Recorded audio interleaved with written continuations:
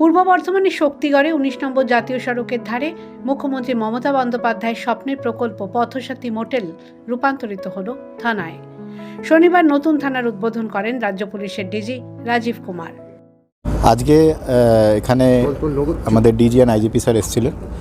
শক্তিগড় থানা এখানে স্থানান্তরিত হয়েছে এবং আজকে থেকে শক্তিগড় থানা এখানেই ফাংশন করবে এবং এটা যেহেতু একদম এনএইচের খুব কাছে, এটা সবার জন্য এটা অ্যাপ্রোচ থানায় পৌঁছানোটা খুব সুবিধা হবে। তো আমরা মনে করছি পুলিশ সার্ভিসিং যেটা আছে সেটা খুব ভালোভাবে হবে এবং যেহেতু অনেকটা বড় পরিসর জুড়ে এটা বিল্ডিংটা রয়েছে, আমাদেরও যারা ডিউটি করবেন বা আমাদের যারা থাকবেন ফোর্স অফিসার সবার দিক থেকে এটা সুবিধা হবে। ঠিক আছে। পুরোনো যেটা ছিল ওটা কি উঠে গেল নাকি?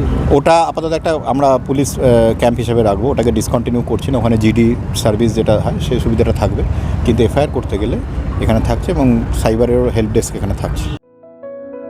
2018 সালে রাজ্য সরকারের আবাসন দপ্তর ও পূর্ত দপ্তরের উদ্যোগে শক্তিগড়ে চালু হয় পথসাথী মোটেল। জাতীয় সড়কে যাতায়াতকারী সাধারণ মানুষের জন্য তৈরি এই মোটেল পরিচালনার দায়িত্ব দেওয়া হয়েছিল এলাকার স্বনির্ভর গোষ্ঠীর মহিলাদের হাতে। অল্প সময়ের মধ্যেই খাবারের সুনামের জেরে জনপ্রিয়তা পায় মোটেলটি এবং বেশ রমরমিয়ে চলছিল ব্যবসা।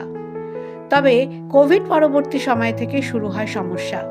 দীর্ঘদিন বন্ধ থাকার পর মোটেলটি আর চালু করা সম্ভব হয়নি।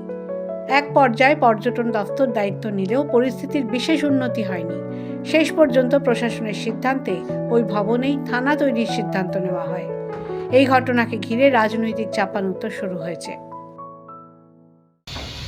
বর্ধমান 2 নম্বর ব্লকের পথসাথী মোটেল, যেটা তৃণমূল কংগ্রেসের মুখ্যমন্ত্রী মমতা ব্যানার্জির স্বপ্নের প্রকল্প, এই ধরনের ওনার যেসব স্বপ্নের প্রকল্প ছিল সেগুলো যে অপরিকল্পিত ছিল সেটা বোঝা গেল। কারণ আজকে এই শক্তিগড়ের পথসাথী মোটেল সেটা শক্তিগড় থানায় পরিণত হলো। তার উদ্বোধন করলেন মুখ্যমন্ত্রীর খুব কাছের মানুষ ডিজি রাজীব কুমার।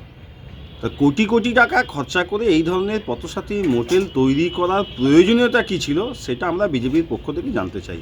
যদি সঠিক পরিকল্পনা হতো তাহলে এই টাকাটা আজকে নষ্ট হতো না। গোটা পশ্চিমবঙ্গ জুড়ে এই ধরনের কিছু পথসাথী মোটেল তৈরি হয়েছিল, সেগুলো কিছুদিন স্বয়ম্বর গোষ্ঠীর মাধ্যমে চালানোর পর তৃণমূলের নেতারা গোষ্ঠীদ্বন্দ্ব করে নিজেদের কাছে নেওয়ার চেষ্টা করে, আর তার ফলে তাদের ঘনিষ্ঠ কয়েকজনকে লিজে দিয়ে দেওয়া হয়েছে। এরকম খণ্ডঘোষও আছে, আরও অন্যান্য জায়গায় আছে। কিন্তু শক্তিগড় ওই এলাকার মানুষজন যেটা বলছে যে ওখানে পথসাথী মোটেল করলে এবং সেটা স্বয়ম্বর গোষ্ঠীর মাধ্যমে যদি চালনা করত তাহলে ওই এলাকার স্বয়ম্বর গোষ্ঠীর মহিলারা উপকৃত হতো। একজন মহিলা মুখ্যমন্ত্রী হয়ে মহিলাদের কথা না ভেবে শক্তিগড়ের ওই পথসাথী মোটেলকে থানায় পরিণত কেন করলেন? থানার জন্য কি আলাদা বিল্ডিং বানানোর পয়সা নেই তৃণমূল কংগ্রেসের কাছে? কোনটা সঠিক সেটা আমরা জানতে চাই, সাধারণ মানুষ জানতে চায়।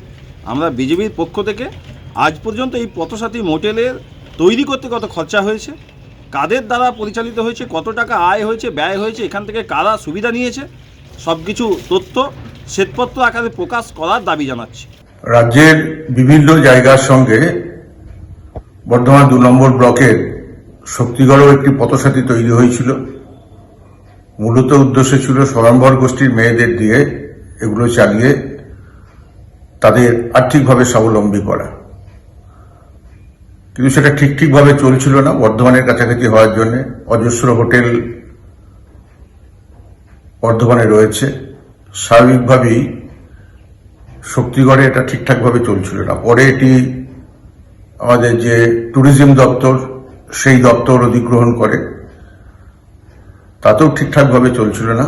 অনেক টাকা খরচ করে বিল্ডিংটা তৈরি, এবং সেজন্যই সরকার সিদ্ধান্ত নিয়েছে যে ওই বিল্ডিংয়ে শক্তিগড় থানাকে স্থানান্তরিত করা হয়েছে। একটা সরকারি টাকায় তৈরি বিল্ডিং, সেটা সর্বোত্তমভাবে ব্যবহার করার জন্য সিদ্ধান্ত নেওয়া হয়েছে।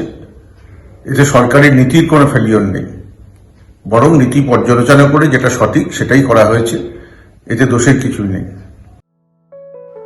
পথচারীদের জন্য তৈরি মোটেল এখন থানা হয়ে যাওয়ায় বিস্ময় প্রকাশ করেছেন স্থানীয় বাসিন্দারাও। বর্ধমান থেকে চন্দন ঘোষের রিপোর্ট, দ্য ওয়াল।